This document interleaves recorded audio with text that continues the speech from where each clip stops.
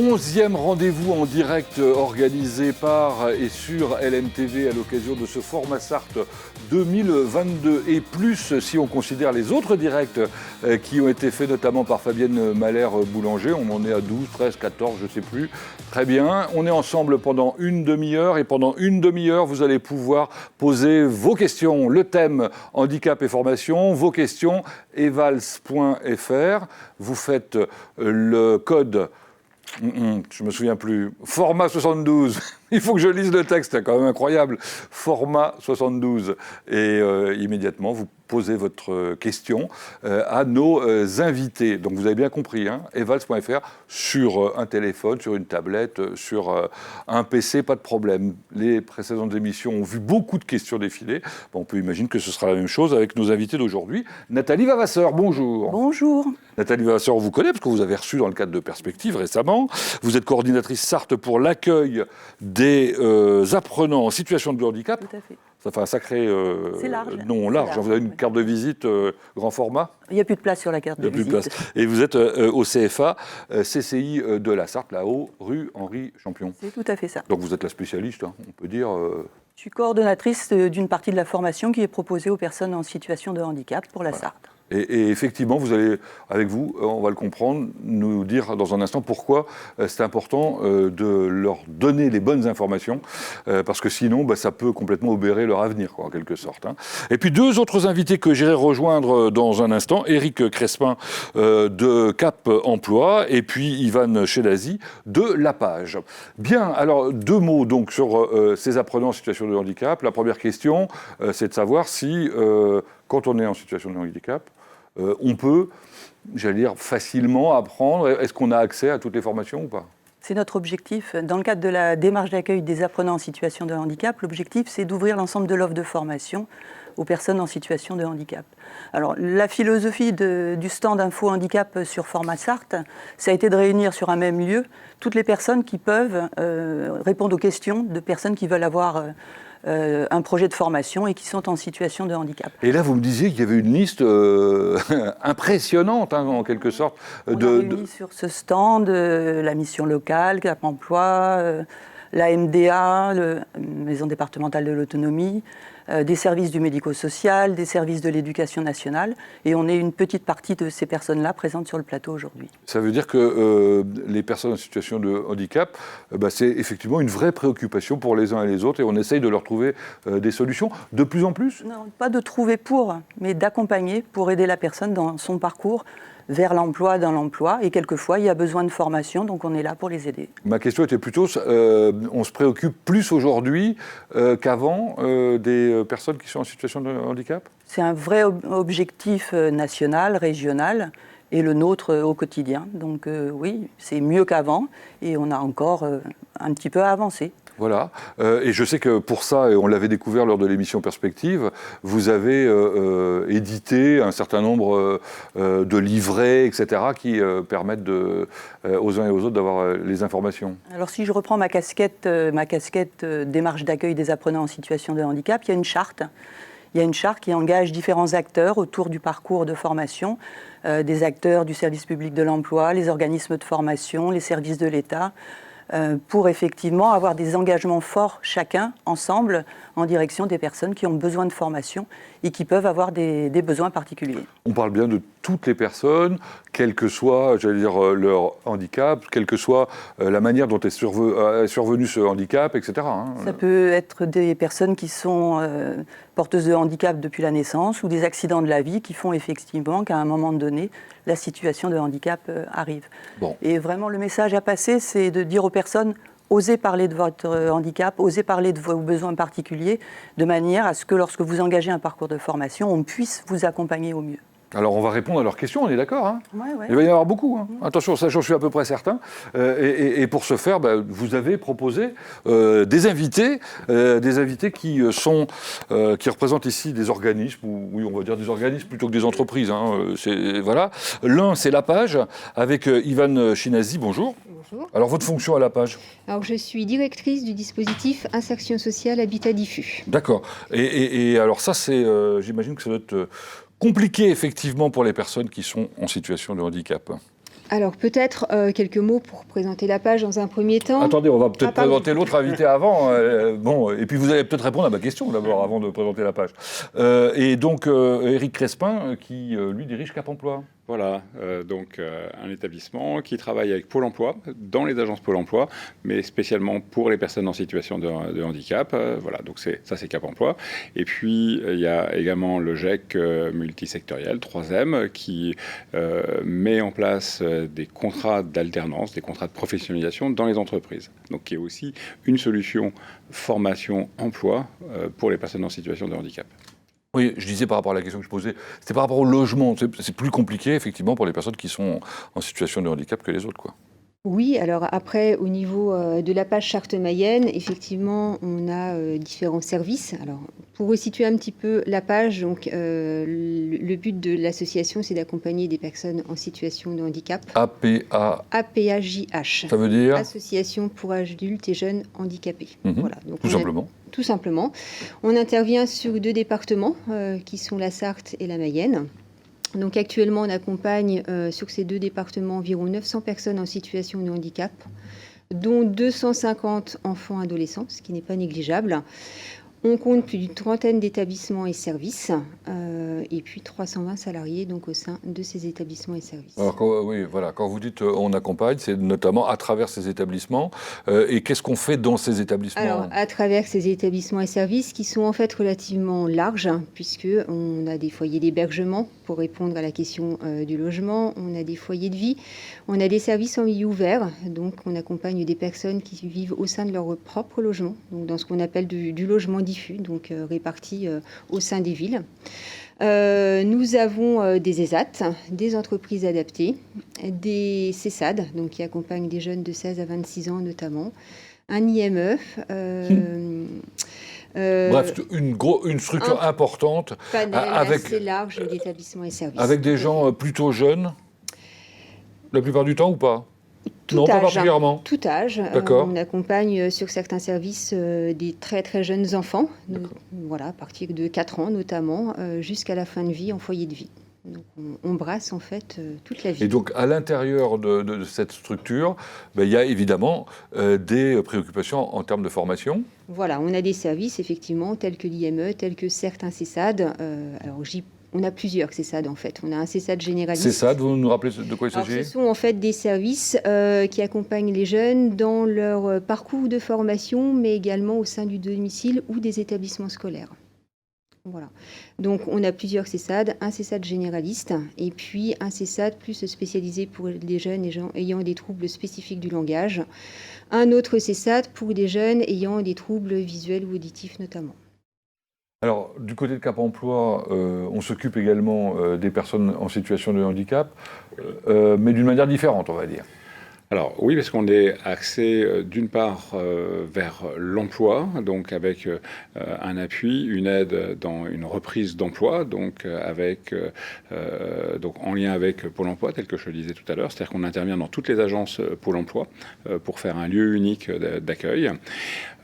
Donc ça, lorsque les personnes sont en emploi, mais on intervient également dans les entreprises pour maintenir les emplois. C'est-à-dire que lorsque les personnes ont une situation de handicap ou un risque, ce qu'on appelle d'inaptitude au travail, donc on intervient pour travailler sur la compensation, quelle que soit la problématique de handicap. On essaye de compenser la situation et de mettre un outillage pour que la personne reste en emploi.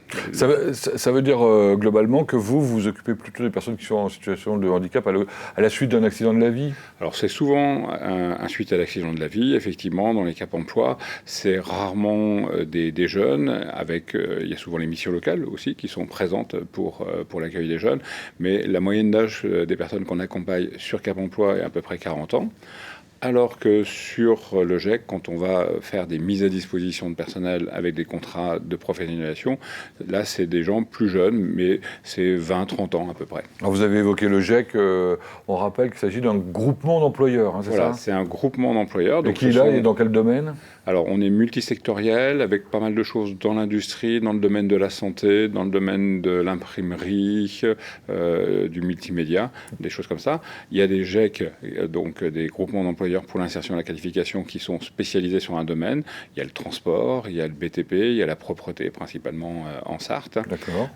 Donc chacun a un domaine spécifique. Nous, on est sur quelque chose de généraliste. Alors ce qui est intéressant, c'est qu'effectivement, à travers votre démarche, les personnes qui sont donc en situation de handicap, qui veulent retrouver un emploi à la suite d'un accident de la vie, etc., savent qu'elles vont pouvoir être accompagnées dans...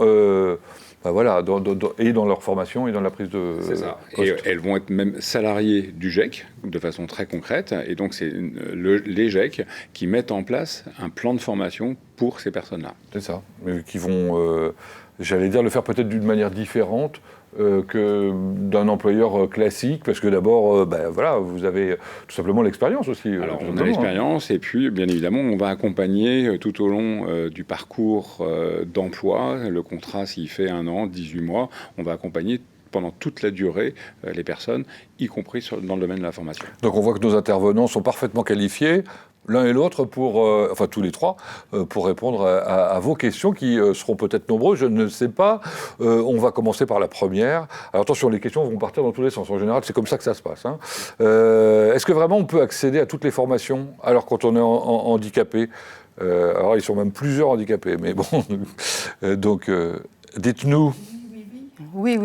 Et puis on n'est pas handicapé dans l'absolu, on est en situation de handicap. Et l'idée, ça va être de jouer sur l'environnement dans lequel la personne va se trouver, que ce soit dans l'emploi ou dans la formation, pour mettre en place les moyens de compensation et limiter la situation de handicap. Ça veut dire concrètement qu'une personne en situation de handicap peut prétendre à n'importe quel type d'emploi à partir du moment où elle est accompagnée et qu'on va accompagner, par exemple, je sais pas, son employeur pour l'aider à trouver la bonne formule qui fera qu'elle s'intégrera ?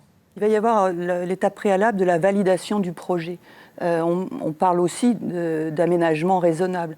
Il va y avoir à valider un projet et voir la personne si effectivement, dans ce métier-là, ça va répondre à ses attentes, mais si effectivement, il n'y a pas des contraintes qui vont rendre inconfortable cette situation ça d'emploi. arrive.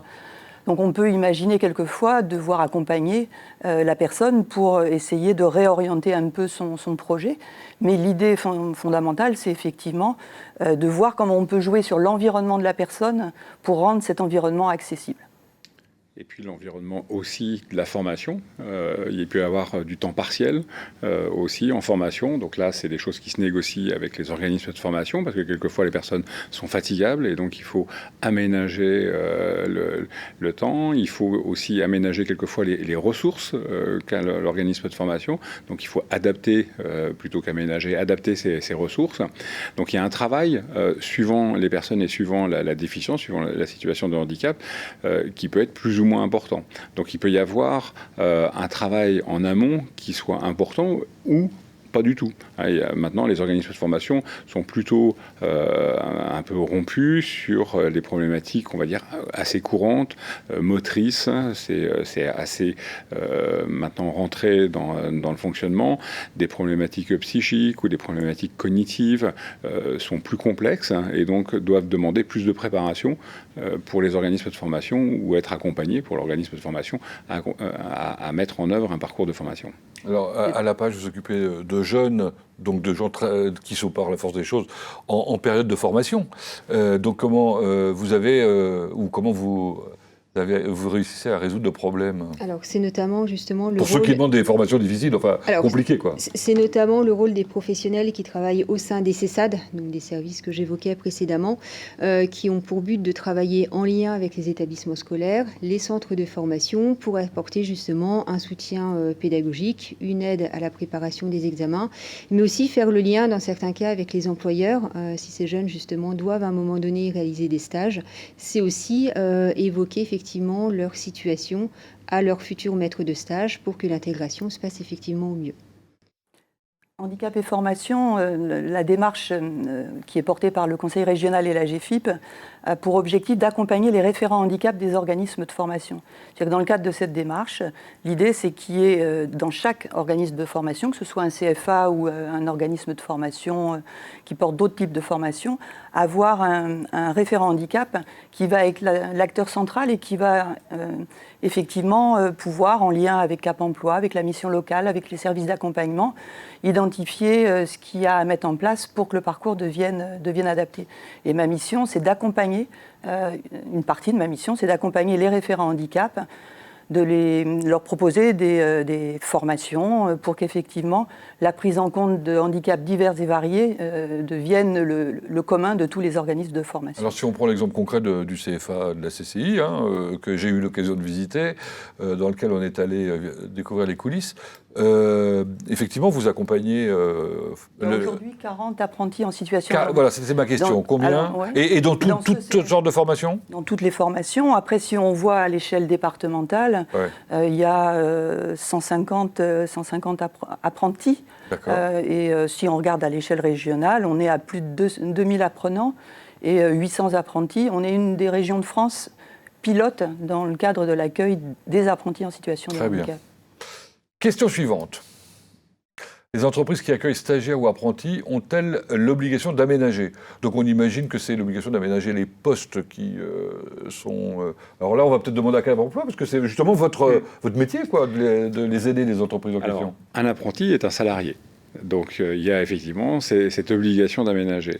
Un stagiaire n'est pas un salarié. Donc là, un stagiaire est stagiaire en général en lien avec un organisme de formation. Et ce qu'on évoquait tout à l'heure, c'est avec l'organisme de formation, c'est avec le référent handicap de l'organisme de formation. Parce que effectivement, ce que disait Nathalie Vavasseur à l'instant, c'est important. Dans tout organisme de formation, il y a un référent handicap.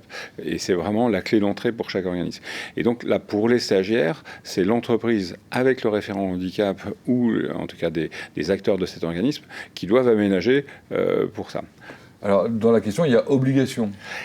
Et voilà, c'est pas tout à fait une obligation. C'est pour ça que j'ai bien dit apprenti, c'est un salarié. C'est une obligation d'aménager dans des choses raisonnables. Alors c'est tout ce qu'on évoquait.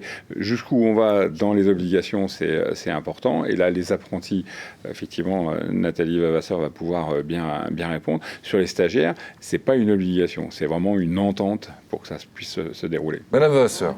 Là, ce qu'il faut entendre, c'est qu'il y a effectivement des évaluations qui sont faites des besoins de la personne, que ce soit sur le volet entreprise ou sur le volet formation. Et après, il y a des accompagnements, c'est-à-dire qu'il y a deux fonds. La GFIP, l'Association pour la gestion du fonds pour l'insertion des personnes handicapées, et puis son pendant pour la fonction publique.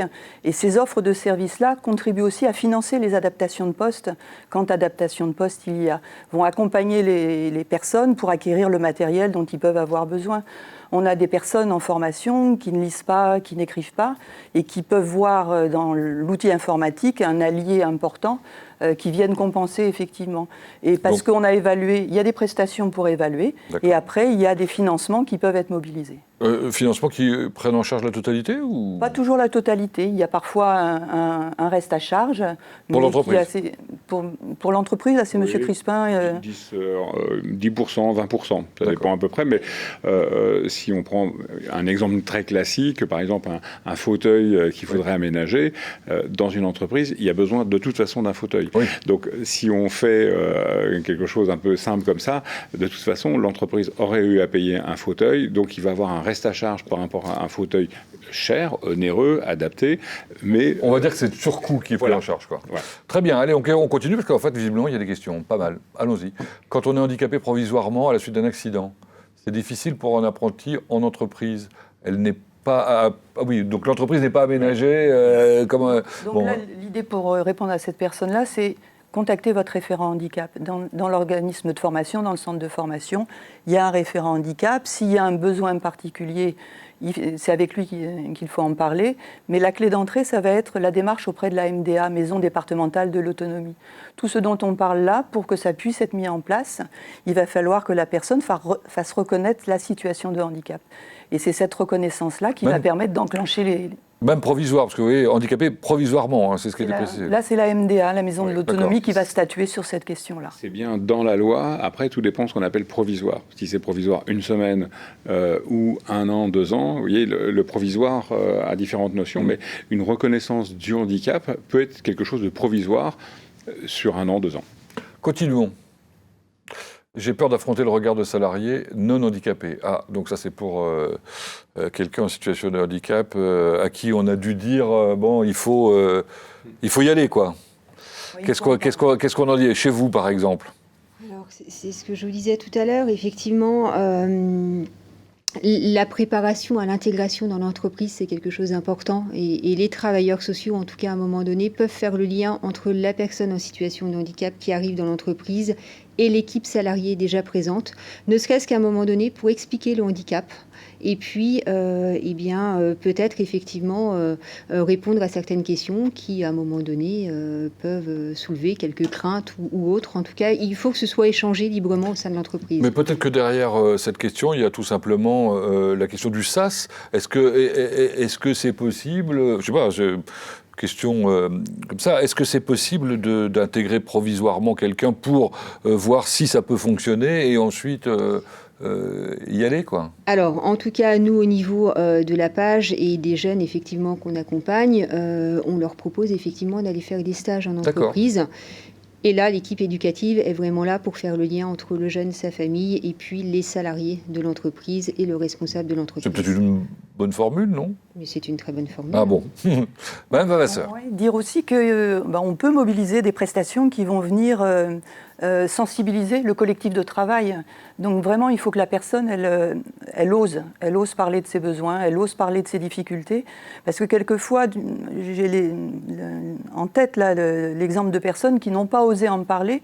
Et du coup, le collectif de travail ou le collectif de formation a mal interprété les observations qu'ils ont faites parce qu'ils ne savaient pas. Donc l'idée, c'est vraiment d'en parler et toujours aller vers le référent handicap si c'est en formation, aller vers le service d'accompagnement, aller vers le conseiller Pôle emploi, mission locale ou Cap emploi. On peut mobiliser des prestations avec un professionnel qui va expliquer de quoi la personne a besoin. Alors vous me permettrez de faire une remarque, c'est qu'il faut avoir un carnet d'adresses et puis noter les noms de tout le monde, les référents, etc. C'est quand même un peu compliqué, enfin, honnêtement. Ça peut être compliqué, c'est pour ça qu'on parlait des référents dans les organismes de formation ou dans les structures, Cap emploi, la mission locale aussi, où il y a des conseillers spécifiques liés au handicap. Voilà. Dans la vraie vie, c'est plus simple. Alors, c'est pas simple, on va pas le dire comme ça, c'est pas simple, mais il faut toujours penser qu'il y a une clé d'entrée qui est un référent handicap quand même, et qu'il faut pas hésiter à faire appel à lui. Par rapport à la question, une des difficultés, c'est les situations de handicap non visibles. Parce qu'un handicap visible... C'est quoi un handicap non visible? Alors, les troubles psy, problèmes auditifs, problèmes cognitifs, voilà. Donc et ça représente énormément de situations de handicap. Et effectivement, ce que disait Nathalie Vavasseur à l'instant, s'il n'y a pas un accompagnement des personnes qui vont accueillir le salarié ou l'apprenti, on peut imaginer que si c'est pas expliqué, si c'est pas dit, les personnes vont trouver que la personne va peut-être moins vite, ou a des avantages, ou a un poste adapté, et pourquoi il a un poste adapté. Et donc ça, c'est des choses qui sont importantes d'être expliquées aux autres salariés qui vont pas le comprendre sinon immédiatement. Et les entreprises acceptent facilement cette démarche? Moi, je trouve que les entreprises, quand elles acceptent d'avoir une personne en situation de handicap, sont plutôt bienveillantes. Et les retours qu'on a, c'est que ça apporte une diversité dans l'entreprise. Bien sûr. Un autre regard. Et il faut le voir aussi comme ça. Ça peut être une richesse. Voilà, ça peut être une richesse. Dire clairement, c'est ça? Oui, tout à fait. La diversité, liée au handicap ou à d'autres diversités, est une richesse. On continue, je ne sais pas combien il reste de questions, vous me direz. Dispose-t-on de plus de temps dans une formation quand on est handicapé? Ah ben voilà, ça c'est une bonne question, ça, parce qu'effectivement, ce n'est pas la même vitesse d'acquisition des connaissances éventuellement. Ça peut être une des possibilités d'aménagement du parcours de formation. Certaines personnes peuvent être fatigables et avoir besoin d'un temps partiel. On a des jeunes en formation en apprentissage qui peuvent être effectivement sur des durées plus longues de formation du coup, mais sur un temps partiel au quotidien. Donc ça, ce sont des choses qui sont évaluables, qui peuvent être mises en place dans les parcours de formation. Y compris pour un examen. C'est-à-dire un examen, on peut avoir ce qu'on un appelle examen classique, un examen classique, voilà, un un tiers-temps. Donc on D'accord. va calculer un tiers du temps en plus, que ça peut être un quart, suivant comment c'est calculé. Mais voilà, il y a du temps qui peut être en plus. Il peut y avoir une personne qui accompagne un secrétaire. Il peut y avoir des aménagements aussi comme ça, même pour un examen. Et aussi pour les tests d'entrée en formation. C'est pour ça que c'est important de se manifester rapidement auprès du référent handicap, parce qu'une personne qui ne lit pas ou qui n'écrit pas, qu'on va confronter à des tests d'entrée par l'écrit, ça peut être un frein, alors que les compétences, elles sont là. On sait que les personnes en situation de handicap ont des compétences, mais il y a des freins, et c'est sur ces freins qu'on veut vraiment agir. Vous voulez rajouter quelque chose? Non? Là aussi, j'ai envie de dire que une fois que le jeune a fait valoir effectivement son statut de personne en situation de handicap, des services effectivement peuvent venir aussi le soutenir dans son parcours de formation, en plus de ce qui peut être fait déjà dans les établissements scolaires. Très bien. Allez, si un établissement n'est pas adapté, peut-il me proposer une formation à distance, voilà, plutôt que de faire en sorte de m'accueillir comme les autres étudiants? Alors c'est vrai que les moyens techniques aujourd'hui permettent beaucoup de choses. Est-ce que ça fait partie des solutions? Est-ce que l'immersion, en quelque sorte, à l'intérieur d'un monde traditionnel n'est pas mieux pour la formation que le fait de rester chez soi, justement? Alors, ça a fait partie des solutions et qui ont été vraiment mises en œuvre, alors liées à la situation sanitaire. Avec le Covid, ça a été vraiment développé. Après, il faut arriver sur les formations à distance à pouvoir faire un mixte. C'est-à-dire qu'une formation complètement déconnectée et dans le sens à distance à 100%, il va manquer des choses, alors soit du pratique, soit des stages en entreprise, des choses comme ça. Donc c'est important de pouvoir le faire. Il existe des formations qui sont à 70-80% à distance, même ici en Sarthe. C'est pas toujours des structures de formation qui sont éloignées. Et en tout cas, c'est un des éléments de réponse qui peut être mis en place. C'est pas le seul, mais parce que ça veut dire qu'il faut avoir une aisance. Là, la personne posait la question étudiant, donc on peut imaginer qu'il y a déjà une aisance. C'est pas toujours possible, et plus le métier est manuel, moins ça va être possible. Mais l'idée, ça va être d'accompagner les organismes de formation pour qu'ils puissent être accessibles. Là, j'ai en tête l'exemple d'un monsieur après un accident qui a repris un parcours de formation, qui se déplace en fauteuil, et pour l'instant, effectivement, son objectif à lui, c'était d'intégrer le centre de formation. Le à distance lui a été proposé, mais son objectif, c'était effectivement d'intégrer le centre de formation. Donc, il s'est adapté de manière, comme il pouvait en attendant. Et l'objectif, c'est qu'il puisse intégrer normalement le groupe bientôt. Et c'est pas encore fait. Pas tout à fait. Ça ne saurait tarder. Pas tout à fait encore. Bien. Il reste combien de questions? Allons-y. Existe-t-il des aides pour s'insérer dans la vie professionnelle? Alors oui, concrètement oui. Alors, il y a des aides souvent qui sont liées à la compensation du handicap, ce qu'on évoquait, c'est-à-dire du matériel, des outillages, des adaptations, une aide humaine, il y a des choses comme ça. Ce sont les principales aides pour les personnes ou pour les entreprises. Et là, tout à l'heure, Nathalie Vavasseur parlait de l'AGFIP, ou son pendant pour la fonction publique. Ce sont des aides de ce type-là.